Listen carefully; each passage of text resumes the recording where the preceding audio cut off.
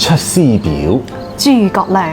先帝創業未半，而中道崩殂，今天下三分，益州疲憊，此誠危急存亡之秋也。然是為之臣不懈於內，宗旨之事忘身於外者，蓋追先帝之殊遇，欲報之於陛下也。誠宜開張盛聽，以光先帝為德，恢弘治世之氣，不宜妄自菲薄，隱喻失義，以塞忠諫之路也。宮中府中俱為一體，積佛裝被，不宜異同。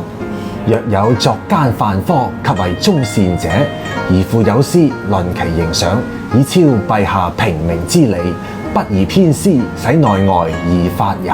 侍中、侍郎郭攸之、費禕、董允等，此皆良實，自慮忠順，是以先帝簡拔，以為陛下。如以為宮中之事，事無大小，悉以知之，然後施行，必能卑補缺漏，有所廣益。